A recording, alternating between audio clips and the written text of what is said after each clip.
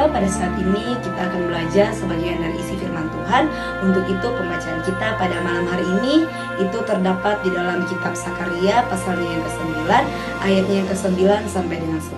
Sekali lagi, Sakaria pasalnya yang ke-9, ayat yang ke-9 sampai dengan 10. Dan firman Tuhan ini akan saya bacakan untuk kita sekalian dengan perikop Raja Mesias di Sion. Kita mulai.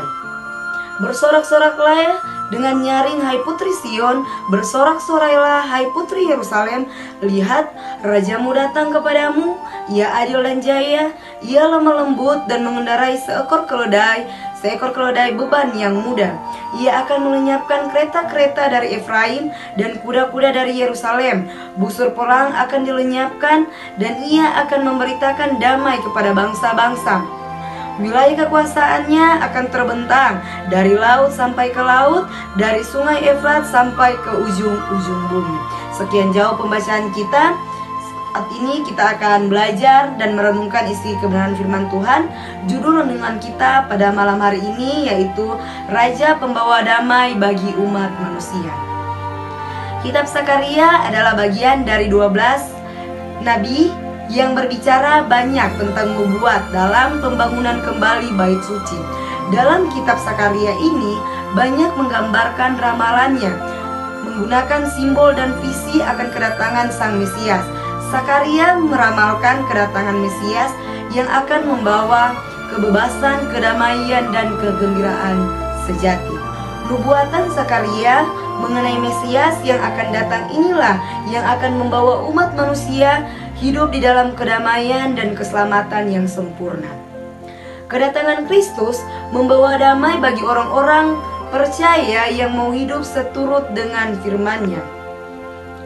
Pada ayat ke-9, di situ merupakan seruan yang mengarahkan kehidupan umat Allah untuk bersukacita dan akan kedatangan Raja yang menunjukkan ia adil dan jaya, ia lemah lembut dan mengendarai seekor keledai beban yang mudah, di mana Raja itu akan hadir di tengah-tengah kehidupan manusia dan untuk selama-lamanya akan menjadi hakim yang adil.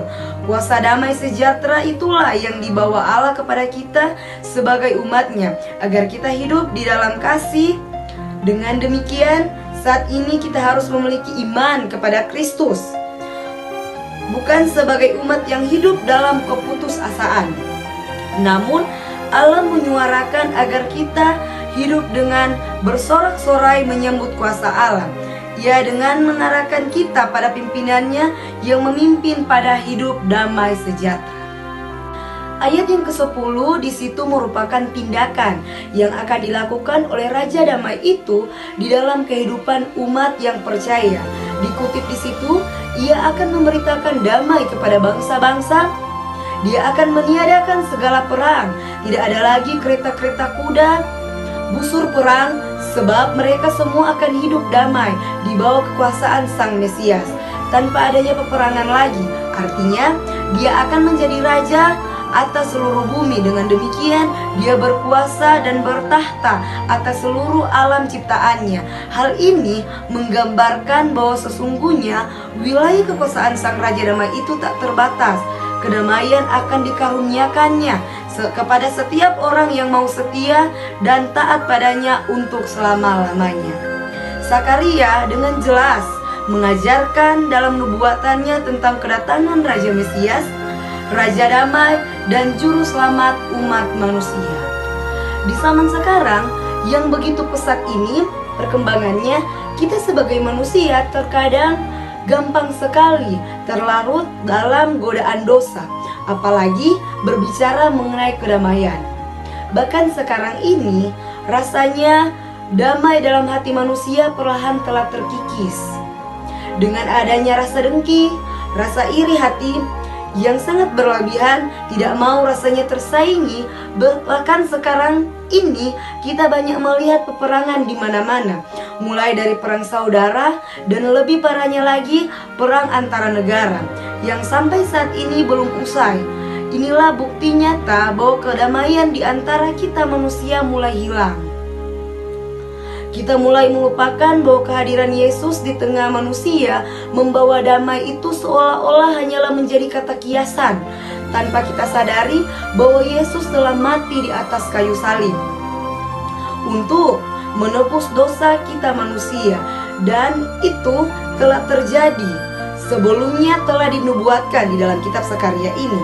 Maka kita selaku orang percaya harusnya dapat membawa damai itu dalam hidup kita, bahkan di tengah-tengah dunia ini, menjadikan diri kita teladan dan contoh bagi sesama, saling menolong dan membantu terhadap satu dengan lain, dan saling mengingatkan satu dengan yang lainnya, bukan malah sebaliknya.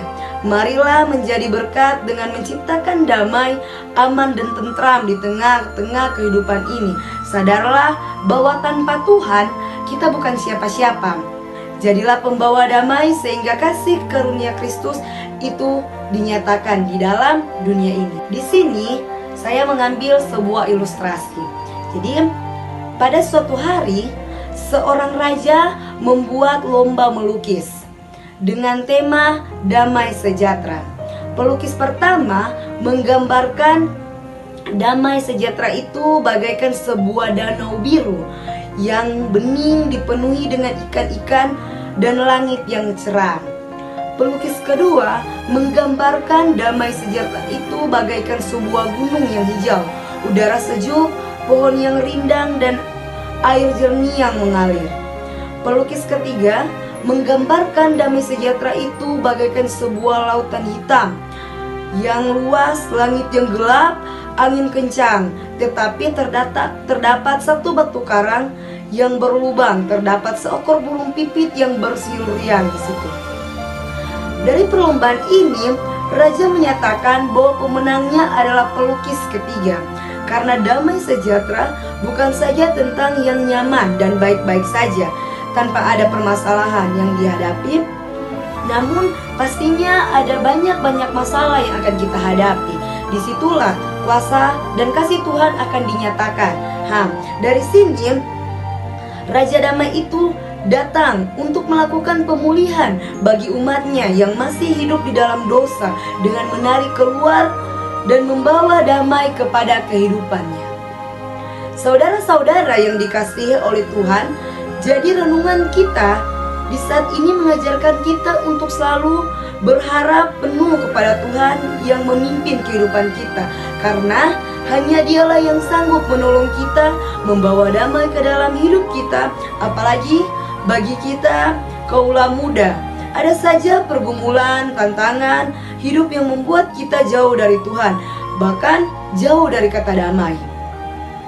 Maka marilah kita berserah kepada Tuhan, karena hanya Dialah tempat kita untuk berteduh. Berharaplah hanya kepada Tuhan, karena Dia tidak akan pernah mengecewakan kita. Dunia bisa saja mengecewakanmu, tapi percayalah, Tuhan selalu ada di pihakmu dan tidak akan pernah menghakimi atau meninggalkanmu. Karena ketika kita menaruh harapan hanya kepada Yesus, maka hidup kita akan mengalami damai sejahtera, aman dan tentram. Tuhan lah yang akan menolong kita dari hari ini sampai dengan seterusnya. Diberkatilah kita semua. Amin. Firman Tuhan.